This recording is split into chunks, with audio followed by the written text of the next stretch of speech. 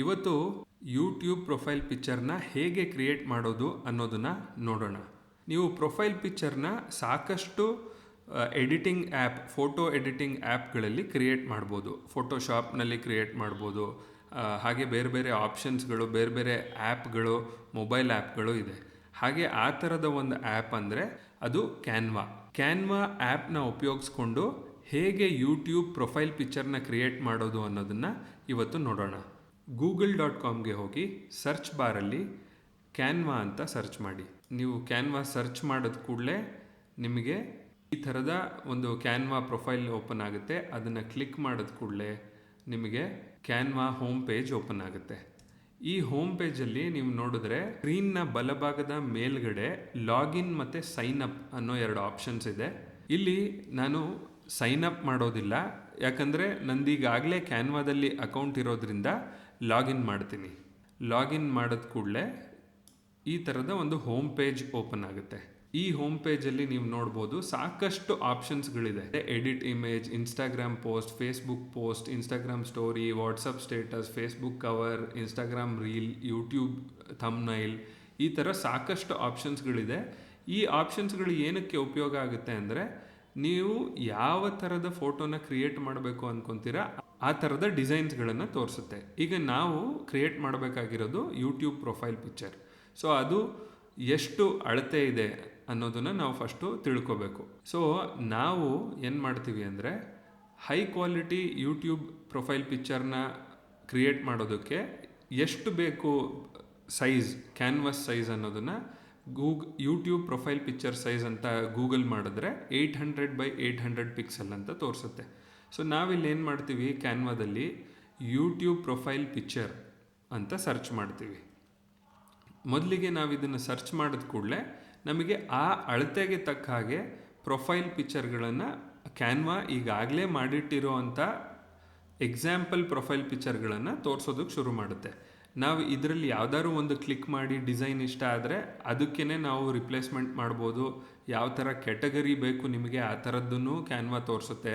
Business, social media, ಎಜುಕೇಷನಿಗೆ ಬೇಕೋ ಆ ಥರದ್ದು ಪ್ರೊಫೈಲ್ ಪಿಕ್ಚರ್ಗಳು ಇದೆ ಡಿಸೈನ್ಗಳಲ್ಲಿ. ಈ ಥರ ಸಾಕಷ್ಟು ಆಪ್ಷನ್ಸ್ಗಳು ಕ್ಯಾನ್ವಾದಲ್ಲಿದೆ. ಆದರೆ ನಾವು ಹೊಸದಾಗಿ ಕ್ರಿಯೇಟ್ ಮಾಡೋದ್ರಿಂದ ಕ್ರಿಯೇಟ್ ಅ ಬ್ಲ್ಯಾಂಕ್ ಯೂಟ್ಯೂಬ್ ಪ್ರೊಫೈಲನ್ನು ಕ್ಲಿಕ್ ಮಾಡ್ತೀವಿ. ಈಗ ನಿಮಗೆ ಒಂದು ಹೊಸ ಪೇಜ್ ಓಪನ್ ಮಾಡುತ್ತೆ ಕ್ಯಾನ್ವಾ. ಆ ಕ್ಯಾನ್ವಾ ಪೇಜಲ್ಲಿ ನೀವು ನೋಡ್ತಾ ಇದ್ದರೆ 800x800 ಒಂದು ಕ್ಯಾನ್ವಾಸ್ ಓಪನ್ ಆಗಿದೆ. ವೈಟ್ ಕಲರ್ ಬ್ಯಾಕ್ಗ್ರೌಂಡ್ ಇರೋವಂಥ ಒಂದು ಕ್ಯಾನ್ವಾಸ್ ಓಪನ್ ಆಗಿದೆ. ಇದು ಎಂಟಿ ಇದೆ. ಇದನ್ನು ನಾವೀಗ ಒಂದು ಪ್ರೊಫೈಲ್ ಪಿಕ್ಚರ್ ಆಗಿ ಕನ್ವರ್ಟ್ ಮಾಡಬೇಕು. ಈಗ ನಾವು ಮೊದಲಿಗೆ ಲೆಫ್ಟ್ ಸೈಡ್ನಲ್ಲಿ ಆಪ್ಷನ್ಸ್ಗಳನ್ನು ನೋಡ್ಬೋದು ನೀವು. ಅದರಲ್ಲಿ ಫೋಟೋಸ್ ಅಂತ ಕ್ಲಿಕ್ ಮಾಡಿದ್ರೆ ನಿಮಗೆ ಸಾಕಷ್ಟು ಫೋಟೋಸ್ಗಳು ಕ್ಯಾನ್ವಾದಲ್ಲಿ ಇರೋದ್ರಿಂದ ಅದನ್ನು ತೋರಿಸುತ್ತೆ. ನಿಮಗೆ ಯಾವ ಥರದ ಫೋಟೋಸ್ಗಳು ಬೇಕು ಅದನ್ನು ನೀವು ಹುಡುಕ್ಬೋದು. ಈಗ ನಾನು ಫೋಟೋ ಹುಡುಕ್ತಾ ಇರೋದೇನಕ್ಕೆ ಅಂದರೆ, ಒಂದು ಬ್ಯಾಕ್ಗ್ರೌಂಡ್ ಕ್ರಿಯೇಟ್ ಮಾಡೋದಕ್ಕೆ. ಟೆಕ್ನಾಲಜಿ ಬ್ಯಾಕ್ಗ್ರೌಂಡ್ ಅಂತ ನಾನು ಸರ್ಚ್ ಮಾಡಿದ್ರೆ ನಿಮಗೆ ನೋಡಿ ಇಷ್ಟು ಆಪ್ಷನ್ಸ್ಗಳು, ಇನ್ನೂ ಸಾಕಷ್ಟು ಆಪ್ಷನ್ಸ್ಗಳು ಕೆಳಗಡೆ ಸ್ಕ್ರೋಲ್ ಮಾಡ್ತಾ ಹೋದಂಗೂ ಸಾವಿರಾರು ಫೋಟೋಗಳು ಕ್ಯಾನ್ವಾದಲ್ಲಿ ಪ್ರೀಲೋಡೆಡ್ ಆಗಿ ಇರುತ್ತೆ. ಸೊ ನೀವು ಇದರಲ್ಲಿ ಯಾವ ಡಿಸೈನ್ಸ್ ಬೇಕಾದ್ರೂ ಯೂಸ್ ಮಾಡಿಕೊಂಡು ನೀವು ಎಷ್ಟು ಸ್ಕ್ರೋಲ್ ಮಾಡ್ತೀರಾ ಅಷ್ಟು ಫೋಟೋಗಳು ನಿಮಗೆ ಸಿಗುತ್ತೆ. ನಿಮಗೆ ಯಾವುದು ಸರಿ ಅನಿಸುತ್ತೆ, ನಿಮ್ಮ ಡಿಸೈನ್ಗೆ, ನಿಮ್ಮ ಒಂದು ಕಲ್ಪನೆಗೆ ಯಾವುದು ಸರಿ ಅನಿಸುತ್ತೆ ಅದನ್ನು ನೀವು ಚೂಸ್ ಮಾಡಿ. ಈಗ ಒಂದು ಫೋಟೋ ಇಷ್ಟ ಆಗಿ ನೀವು ಅಲ್ಲಿ ಕ್ಲಿಕ್ ಮಾಡಿದ ಕೂಡಲೇ ಅದು ಆಟೋಮೆಟಿಕಲಿ ಕ್ಯಾನ್ವಾಸ್ ಮೇಲೆ ಬಂದುಬಿಡುತ್ತೆ. ನೀವೇನು ಡ್ರ್ಯಾಗ್ ಡ್ರಾಪ್ ಮಾಡಬೇಕು ಆ ಥರದ್ದು ಏನೂ ಇಲ್ಲ. ಇಷ್ಟ ಆಗಿಲ್ಲ ಅಂದರೆ ಅದ್ರ ಮೇಲ್ಗಡೆ ಒಂದು ಡಸ್ಟ್ಬಿನ್ ಸಿಂಬಲನ್ನು ಕ್ಲಿಕ್ ಮಾಡಿದ್ರೆ ಅದು ಡಿಲೀಟ್ ಆಗುತ್ತೆ. ಸೊ ಇದು ಭಾಳ ಸಿಂಪಲ್ ಇದೆ. ನೋಡೋದಕ್ಕೆ ನಮಗೆ ತುಂಬ ಕಷ್ಟ ಅನಿಸುತ್ತೆ, ಆದರೆ ಸ್ಟೆಪ್ ಬೈ ಸ್ಟೆಪ್ ನಾವು ನೋಡ್ಕೊತಾ ಹೋದರೆ ತುಂಬ ಸಿಂಪಲ್ ಅನಿಸುತ್ತೆ. ಈಗ ನನಗೆ ಬೇಕಾಗಿರೋ ಒಂದು ಕ್ಯಾನ್ವಾಸ್ ಬ್ಯಾಕ್ಗ್ರೌಂಡ್ ಸಿಕ್ತು. ಸೊ ಈ ಬ್ಯಾಕ್ಗ್ರೌಂಡನ್ನ ನೀವು ನೋಡ್ತಾ ಇದ್ದರೆ ಇದನ್ನು ನೀವು ಯಾವ ಕಾರ್ನರಲ್ಲಿ ಹಿಡಿದು ಎಳೆದ್ರು ಅದರ ಸೈಜ್ ಒಳಗಡೆ ಯಾವುದೇ ಪ್ರಮಾಣದ ಚೇಂಜಸ್ ಆಗದೆ ಅದರ ಸೈಜ್ ದೊಡ್ಡ ಚಿಕ್ಕ ಮಾಡ್ಬೋದು. ಹಾಗೆ ನೀವು ಮಧ್ಯದಲ್ಲಿರೋ ಈ ಬಟನನ್ನು ಹಿಡಿದು ಎಳೆದ್ರೆ ಒಳಗಡೆ ಇರೋ ಕ್ಯಾನ್ವಾಸ್ನ ಸೈಜ್ಗಳು ನಿಮಗೆ ಚೇಂಜ್ ಆಗುತ್ತೆ. ನೀವಿಲ್ಲಿ ನೋಡ್ಬೋದು, ಕಾರ್ನರ್ನ ಹಿಡಿದು ಎಳೆದ್ರೆ ಕ್ಯಾನ್ವಾಸ್ ಒಳಗಡೆ ಏನೂ ಚೇಂಜ್ ಆಗಲ್ಲ, ಬಟ್ ಸೆಂಟ್ರಲ್ಲಿರೋ ಬಾರ್ನ ಹಿಡಿದು ಎಳೆದ್ರೆ ಚೇಂಜ್ ಆಗುತ್ತೆ. ಹಾಗೆ ಇಲ್ಲಿ ಈ ಫೋಟೋ ಕೆಳಗೆ ಕಾಣ್ತಾ ಇರೋ ಈ ರೌಂಡ್ ಐಕಾನ್ ಏನಿದೆ ಇದು ಆ ಕ್ಯಾನ್ವಾಸ್ನ ರೊಟೇಟ್ ಮಾಡೋದಕ್ಕೆ ಉಪಯೋಗಿಸೋವಂಥ ಆಪ್ಷನ್. ನೋಡಿ ನಾನೀಗ ಇದನ್ನು ರೊಟೇಟ್ ಮಾಡ್ತೀನಿ. ನೀವು ಹೆಂಗೆ ಬೇಕಾದ್ರೆ ಕ್ಯಾನ್ವಾಸ್ನ ರೊಟೇಟ್ ಮಾಡ್ಕೋಬೋದು ನಿಮ್ಮ ಸ್ಟೈಲಿಗೆ ತಕ್ಕಂಗೆ. ಅಷ್ಟು ಫ್ಲೆಕ್ಸಿಬಿಲಿಟಿ ಕ್ಯಾನ್ವಾದಲ್ಲಿ ನಿಮಗೆ ಸಿಗುತ್ತೆ. ಈಗ ನನಗೆ ಈ ಥರ ಕ್ಯಾನ್ವಾಸ್ನ ಇಲ್ಲಿ ಸೆಟ್ ಮಾಡಬೇಕು ಅಂತ ಅಂದಾಗ ನಾನೀಗ ತಗೊಂಡಿರೋ ಬ್ಯಾಕ್ಗ್ರೌಂಡ್ನ ಸ್ವಲ್ಪ ಡ್ರ್ಯಾಗ್ ಮಾಡ್ತೀನಿ. ಮಾಡಿ ಈ ಕ್ಯಾನ್ವಾಸ್ಗೆ ನನಗೆ ಯಾವ ರೀತಿ ಬೇಕು ನಾನು ಅದನ್ನು ಡಿಸೈನ್ನ ಸೆಟ್ ಮಾಡ್ಕೊತೀನಿ.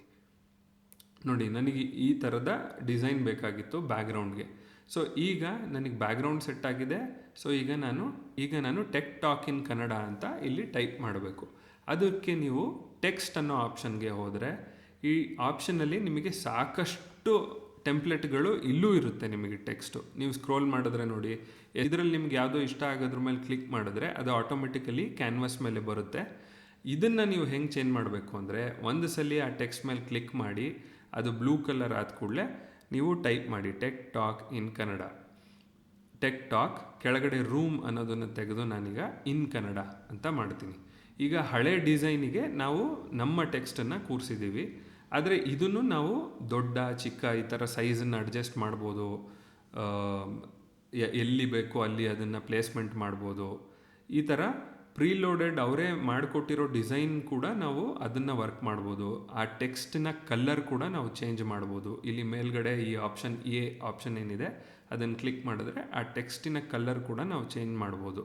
ಇದು ಕ್ಯಾನ್ವಾದವರು ಕೊಟ್ಟಿರ್ತಕ್ಕಂಥ ಟೆಕ್ಸ್ಟ್ ಡಿಸೈನ್ನ ಟೆಂಪ್ಲೆಟ್ಗೆ ನಾವು ನಮ್ಮ ಟೆಕ್ಸ್ಟನ್ನು ರಿಪ್ಲೇಸ್ ಮಾಡೋ ಆಪ್ಷನ್. ಸೊ ನನಗೆ ಸದ್ಯಕ್ಕೆ ಇದು ಬೇಡ, ನಾನು ಹೊಸದಾಗಿ ಡಿಸೈನ್ನ ಕ್ರಿಯೇಟ್ ಮಾಡ್ತೀನಿ. ಹಾಗಾಗಿ ಇದನ್ನು ನಾನು ಡಿಲೀಟ್ ಮಾಡಿ ನಾನು ಸ್ಕ್ರೋಲ್ ಅಪ್ ಮಾಡಿ ಇಲ್ಲಿ ನೋಡಿ ಹೆಡ್ಡಿಂಗ್ ಅನ್ನೋ ಒಂದನ್ನು ಆಪ್ಷನ್ನ ಕ್ಲಿಕ್ ಮಾಡಿದ್ರೆ ಹೆಡ್ಡಿಂಗ್ ಅನ್ನೋದು ಕ್ಲಿಕ್ ಮಾಡೋದು ಕೂಡಲೇ ಅದು ಕ್ಯಾನ್ವಾಸ್ ಮೇಲೆ ಬರುತ್ತೆ. ಅದನ್ನು ನಾವು ಒಂದ್ಸಲಿ ಕ್ಲಿಕ್ ಮಾಡಿ ನಮ್ಮ ಟೆಕ್ ಟಾಕ್ ಇನ್ ಕನ್ನಡ ಅಂತ ಅಲ್ಲಿ ಟೈಪ್ ಮಾಡ್ತೀನಿ. ಎಂಟರ್ ಬಟನ್ ಹೊಡೆದ್ರೆ ಸ್ಪೇಸ್ ಬಾರ್ ಕೆಳಗೆ ಹೋಗುತ್ತೆ. ಈಗ ಇದನ್ನು ನಾನು ಇಲ್ಲಿ ಕರೆಕ್ಟಾಗಿ ಅಡ್ಜಸ್ಟ್ ಮಾಡ್ತೀನಿ. ಸೆಂಟರ್ ಪೊಸಿಷನ್ ಎಲ್ಲಿ ಅನ್ನೋದು ಆ ಪಿಂಕ್ ಕಲರ್ ಲೈನನ್ನು ನೀವು ಪ್ಲೇಸ್ ಮಾಡಿದಾಗ ಗೊತ್ತಾಗುತ್ತೆ ನೋಡಿ. So tech talk in Kannada ಅಂತ ನಾನಿಲ್ಲಿ ಪ್ಲೇಸ್ ಮಾಡ್ತೀನಿ. ಇದು ಫಿಕ್ಸ್ ಅಲ್ಲ, ನಾವು ಇದನ್ನು ಯಾವ ಥರ ಬೇಕಾದ್ರೆ ಬದಲಾಯಿಸ್ಕೋಬೋದು. ಅದು ಹೇಗೆ ಅನ್ನೋದನ್ನು ನಾವಿಲ್ಲಿ ನೋಡೋಣ. ಈಗ ನೋಡಿ ಟೆಕ್ ಟಾಕ್ ಇನ್ ಕನ್ನಡ ಅನ್ನೋದನ್ನು ನಾನೀಗ ಟೈಪ್ ಮಾಡಿ ಇಲ್ಲಿ ಕೂರಿಸ್ತಾ ಇದ್ದೀನಿ. ಸೆಂಟರ್ ಪೊಸಿಷನ್ಗೆ ಸೆಂಟರ್ ಮಾಡಿದ್ದೀನಿ, ಕೂರಿಸ್ತಾ ಇದ್ದೀನಿ. ಈಗ ನನಗೆ ಇದರಲ್ಲಿ ಸ್ವಲ್ಪ ಚೇಂಜಸ್ಗಳು ಬೇಕು. ಇಲ್ಲಿ ಜಾಸ್ತಿ ಸ್ಪೇಸ್ ಇದೆ ಟೆಕ್ ಟಾಕ್ ಮತ್ತು ಕನ್ನಡ ಕನ್ನಡ ಮಧ್ಯ. ಸೊ ಆ ಸ್ಪೇಸನ್ನು ಕಮ್ಮಿ ಮಾಡೋದಕ್ಕೆ ಮೇಲ್ಗಡೆ ಈ ಲೈನ್ ಸ್ಪೇಸಿಂಗ್ ಅನ್ನೋ ಆಪ್ಷನ್ಗೆ ಹೋದರೆ ಸ್ಪೇಸಿಂಗ್ ಬಟನ್ ಕ್ಲಿಕ್ ಮಾಡಿ ನೋಡಿ, ಅದನ್ನು ಲೆಫ್ಟ್ ಡ್ರ್ಯಾಗ್ ಮಾಡಿದ್ರೆ ಸ್ಪೇಸ್ ಕಮ್ಮಿ ಆಗುತ್ತೆ, ರೈಟ್ ಡ್ರ್ಯಾಗ್ ಮಾಡಿದ್ರೆ ಸ್ಪೇಸ್ ಜಾಸ್ತಿ ಆಗುತ್ತೆ. ಸೊ ಇದನ್ನು ನಾನು ಆ ಸ್ಪೇಸನ್ನು ಕಮ್ಮಿ ಮಾಡಿಕೊಂಡು ಮತ್ತೆ ರೀಅಡ್ಜಸ್ಟ್ ಮಾಡ್ತೀನಿ.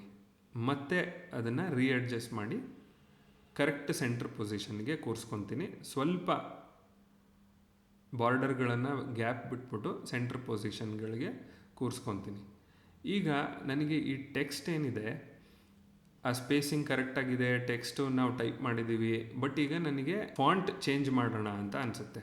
ಸೊ ನಾನೀಗ ಫಾಂಟ್ ಚೇಂಜ್ ಮಾಡಬೇಕು ಅಂದರೆ ಏನು ಆಪ್ಷನ್ನು, ಅದು ನೀವಿಲ್ಲಿ ಲೆಫ್ಟ್ ಹ್ಯಾಂಡ್ ಸೈಡ್ ಈ ಬಟನ್ನ ಕ್ಲಿಕ್ ಮಾಡಿದ ಕೂಡಲೇ ನಿಮಗೆ ಫಾಂಟ್ಗಳ ಆಪ್ಷನ್ಸ್ಗಳು ಓಪನ್ ಆಗುತ್ತೆ.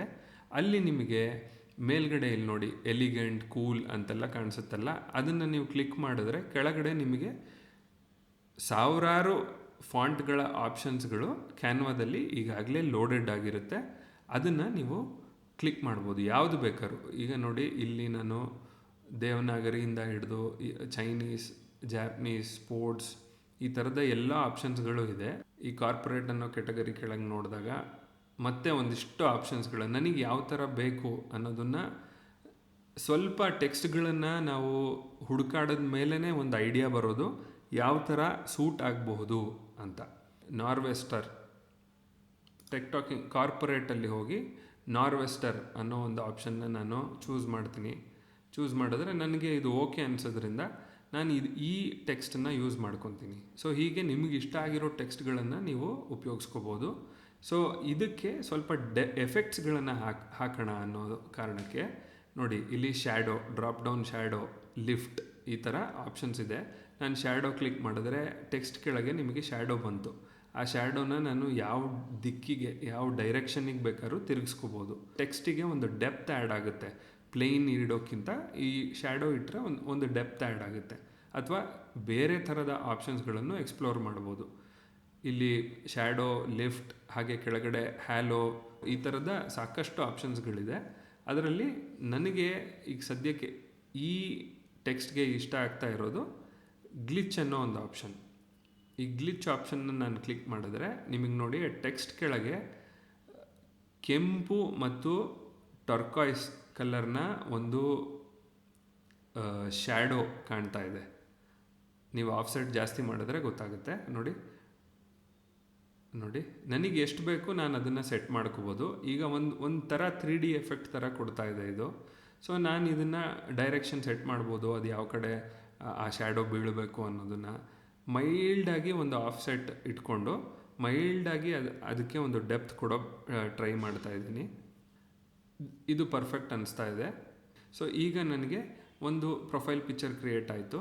ಆದರೆ ನಾನು ಇದಕ್ಕೆ ಇನ್ನೂ ಒಂದಿಷ್ಟು ಎಲಿಮೆಂಟ್ಗಳು ಆ್ಯಡ್ ಮಾಡಬೇಕು ಅನ್ನೋ ಕಾರಣಕ್ಕೆ ಇಲ್ಲಿ ಎಲಿಮೆಂಟ್ ಅನ್ನೋ ಆಪ್ಷನ್ನ ಕ್ಲಿಕ್ ಮಾಡಿ ಟೆಕ್ನಾಲಜಿ ಅಂತ ಹುಡುಕ್ತೀನಿ. ಆ ಟೆಕ್ನಾಲಜಿ ಕೆಳಗೆ ಗ್ರಾಫಿಕ್ ಅನ್ನೋದನ್ನು ತಗೊಂಡ್ರೆ ನೀವು ಆ ಕೆಟಗರಿಲಿ ನಿಮಗೆ ಸಾಕಷ್ಟು ಈ ಥರದ ಆಪ್ಷನ್ ಬರುತ್ತೆ. ಇದು ಟ್ರಾನ್ಸ್ಪರೆಂಟ್ ಬ್ಯಾಕ್ಗ್ರೌಂಡ್ ಇರೋ ಅಂಥ ಇಮೇಜಸ್ಗಳು. ನೋಡಿ ನಾನು ಈ ಎಲಿಮೆಂಟನ್ನ ಈಗ ಇಲ್ಲಿ ಬಳಸ್ತೀನಿ. ಇದನ್ನು ತಗೊಂಡು ನಾನೇನು ಮಾಡ್ತೀನಿ, ನನಗೆ ಎಲ್ಲಿ ಬೇಕೋ ಅದನ್ನು ಪ್ಲೇಸ್ ಮಾಡಿ ಅದನ್ನು ಸ್ವಲ್ಪ ರೊಟೇಟ್ ಮಾಡ್ಕೊತೀನಿ. ಸ್ವಲ್ಪ ರೊಟೇಟ್ ಮಾಡಿ ನನಗೆ ಇಷ್ಟ ಆಗೋ ಥರ ಜಾಗದಲ್ಲಿ ಅದನ್ನು ಪ್ಲೇಸ್ ಮಾಡ್ತೀನಿ. ಈಗ ನೀವು ನೋಡಿದ್ರೆ ಆ ಎಲಿಮೆಂಟ್ ಟಾಕ್ ಇನ್ ಅನ್ನೋದ್ರ ಮೇಲೆ ಮರ್ಜ್ ಆಗಿರೋದ್ರಿಂದ ನಾನು ಸ್ವಲ್ಪ ಅದನ್ನು ಟ್ರಾನ್ಸ್ಪರೆಂಟ್ ಮಾಡ್ಕೊತೀನಿ. ಈ ಆಪ್ಷನ್ಗೆ ಹೋದರೆ, ಟ್ರಾನ್ಸ್ಪರೆನ್ಸಿ ಆಪ್ಷನ್ಗೆ ಹೋದರೆ ನಿಮಗೆ ಎಷ್ಟು ಟ್ರಾನ್ಸ್ಪರೆಂಟ್ ಆಗಬೇಕು ಅದನ್ನು ನೀವು ಟ್ರಾನ್ಸ್ಪರೆಂಟ್ ಮಾಡ್ಕೊಂಡ್ಮೇಲೆ ಈಗ ಇದು ಟೆಕ್ಸ್ಟ್ ಮೇಲೆ ಇರೋದ್ರಿಂದ ಈ ಲೇಯರ್ ಆಪ್ಷನ್ಸ್ಗೆ ಹೋಗಿ ಸೆಂಡ್ ಬ್ಯಾಕ್ವರ್ಡ್ ಅನ್ನೋ 2 ಆಪ್ಷನ್ ಇರುತ್ತೆ. ಸೆಂಡ್ ಬ್ಯಾಕ್ವರ್ಡ್ ಆಪ್ಷನ್ಗೆ ನಾವು ಕ್ಲಿಕ್ ಮಾಡಿದ ಕೂಡಲೇ ಆ ಟೆಕ್ಸ್ಟ್ ಹಿಂದ್ಗಡೆ ಹೋಗಿ ಕೂತ್ಕೊಂಡಿದೆ. ಈಗ ನೀವು ನೋಡಿದ್ರೆ ಆ ಎಲಿಮೆಂಟು ಟಾಕ್ ಇನ್ ಅನ್ನೋದ್ರ ಮೇಲೆ ಮರ್ಜಾಗಿದ್ದು ಈಗ ಟೆಕ್ಸ್ಟ್ ಹಿಂದೆ ಹೋಗಿ ಕೂತ್ಕೊಂಡಿದೆ. ಸೊ ನಿಮಗೆ ಓವರಾಲ್ ನೋಡಿದಾಗ ಇದೊಂದು ಎಲಿಮೆಂಟ್ ಆ್ಯಡ್ ಮಾಡಿದೆ. ಒಂದು ಆ ಪ್ಲೇನ್ ಬ್ಯಾಕ್ಗ್ರೌಂಡ್ನ ಇನ್ನೂ ಸ್ವಲ್ಪ ಚೆನ್ನಾಗಿ ಎನ್ಹ್ಯಾನ್ಸ್ ಮಾಡಿರೋದನ್ನು ನೋಡ್ಬೋದು ನೀವು. ಒಂದು ಬ್ಲ್ಯಾಂಕ್ ಕ್ಯಾನ್ವಸ್ನಿಂದ ಒಂದು ಒಳ್ಳೆ ಡಿಸೈನ್ನ ಕ್ರಿಯೇಟ್ ಮಾಡ್ಬೋದು. ಈಗ ಈ ಡಿಸೈನ್ನ ನಾವು ಎಕ್ಸ್ಪೋರ್ಟ್ ಮಾಡಿ ನಾವು ಅಪ್ಲೋಡ್ ಮಾಡೋದು ಯೂಟ್ಯೂಬಿಗೆ ಅನ್ನೋದನ್ನು ನೋಡೋಣ. ಇಲ್ಲಿ ನಾವು ರೈಟ್ ಹ್ಯಾಂಡ್ ಸೈಡಲ್ಲಿ ಶೇರ್ ಅನ್ನೋ ಆಪ್ಷನ್ನ ಕ್ಲಿಕ್ ಮಾಡಿದ್ರೆ ಈ ಥರದ ಒಂದು ಡ್ರಾಪ್ ಡೌನ್ ಮೆನು ಓಪನ್ ಆಗುತ್ತೆ. ಇಲ್ಲಿ 4 ಆಪ್ಷನ್ ಇದೆ ನೋಡಿ. Share on social media, Instagram, Facebook page, ಟ್ವಿಟ್ಟರಲ್ಲಿ ಮಾಡ್ಬೋದು. ಪ್ರಿಂಟ್ ಅಂದರೆ ಕ್ಯಾನ್ವಾ ಥ್ರೂನೇ, ಪ್ರಿಂಟರ್ ಥ್ರೂನೇ ನೀವು ಪ್ರಿಂಟ್ ಮಾಡ್ಬೋದು. ಮೋರ್ ಆಪ್ಷನ್ ನೋಡಿದ್ರೆ ಶೇರ್ ಮಾಡೋದಕ್ಕೆ ಸಾಕಷ್ಟು ಬೇರೆ ಬೇರೆ ದಾರಿಗಳು, ವಿಧಾನಗಳು, ಸೋಷಿಯಲ್ ಮೀಡಿಯಾದಲ್ಲಿ ಶೇರ್ ಮಾಡೋದಕ್ಕೆ, ಸೇವ್ ಮಾಡೋದಕ್ಕೆ, ಈ ಥರದ್ದು ಸಾಕಷ್ಟು ಆಪ್ಷನ್ಸ್ಗಳು ಕ್ಯಾನ್ವಾದಲ್ಲೇ ನಿಮಗೆ ಸಿಗುತ್ತೆ. ನಾವು ಡೌನ್ಲೋಡ್ಗನ್ನ ಕ್ಲಿಕ್ ಮಾಡಿದ್ರೆ ಇಲ್ಲಿ ನೋಡಿ ಡೌನ್ಲೋಡ್ 800x800 ಇದೆ ಪಿಕ್ಸೆಲ್ ಸೈಜು. ನಾವು ಮುಂಚೆ ತೊಗೊಂಡಿದ್ದು ಅದನ್ನೇ 800x800.